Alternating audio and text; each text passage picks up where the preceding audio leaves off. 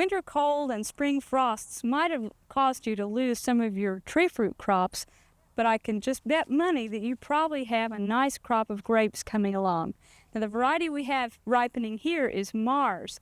Mars is a red seedless grape that was produced by Dr. Jim Moore at the University of Arkansas, and it's doing very well for us here. Now, we have not sprayed these grapes this year. They do have some Blackrot fungus, but still, even with minimal maintenance, they have had an excellent set of grapes. One thing I do want to point out is that some grape varieties, when we have very high temperatures like we've been experiencing this month, some grape varieties will not ripen evenly. If you grow Concord grapes in central and southern Oklahoma, you may have seen this occurrence where you'll have ripening grapes and then hard green ones on the same cluster. Usually this is due to high night temperatures, and we've certainly had plenty of those lately. One way around it is just keep an eye on the ones that are ripening and pick them individually, or go ahead and cut the whole cluster when the majority of them are ripe and just sacrifice the greener ones. If you're making jelly, it won't hurt to mix a few green grapes in with it.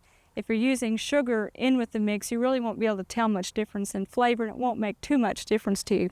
Now, the way to tell grapes are ripe is mostly by tasting them.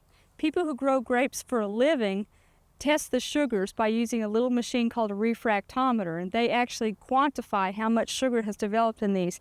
But you can let your tongue let you know. Now, grapes turn color before they're fully ripe, and the birds are keeping an eye on them now. So you need to put netting up over your grapevines, or use the scare eye balloon that we've shown previously on Oklahoma Gardening, or hang tin pipe pans in among the grapes to scare the birds away.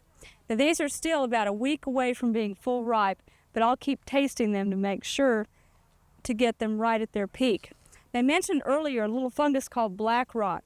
Blackrot is a very common fungus in Oklahoma. It causes a little blue-black round lesion on the berries when they're first green, and as they ripen, it can cause the entire berry to turn rotten, and it will look like you have little black raisins on the cluster.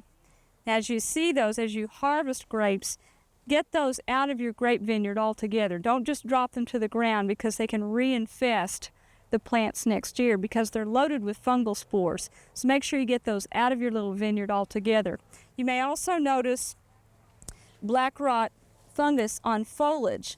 It overwinters on the stems of the grape plants. Then it first gets its start in the spring on the leaves, and it'll appear as little tan spots with black spots in the center, very tiny black spots. Really, you can't miss it once you identify it and understand what it is. The time to control Blackrot is all season long. We like to see gardeners start early in the season and continue on up until harvest with OSU recommended fungicides. If you don't want to use fungicides, just make sure you use judicious pruning practices. Take off about 90% of the new growth every winter.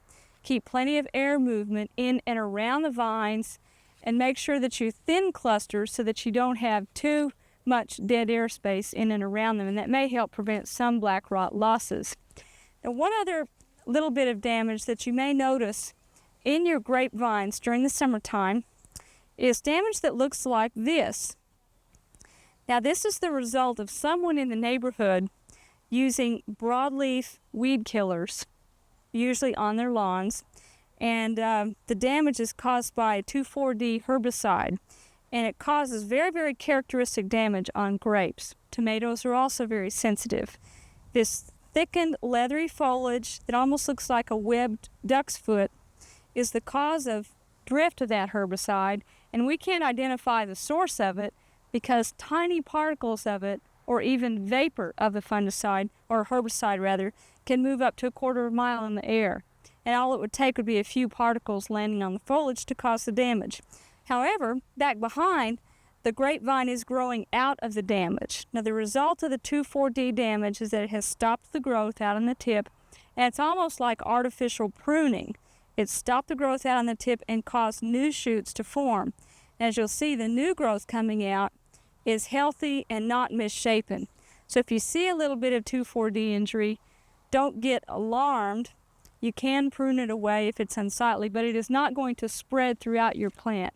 You usually see it just hit one phase of growth in the plant during the season, and then it will cease. Now, if you have a neighbor who's consistently using broadleaf weed killers all summer long, that's a misuse of the product, and you may be seeing much more severe damage and perhaps need to have a talk with your neighbor. But that's what it looks like. So if you find it in your backyard, you'll know what it is. We hope you've enjoyed this classic from the Oklahoma Gardening Vault. Remember, even though these tips and techniques are timeless, there's always something new to learn in the world of gardening.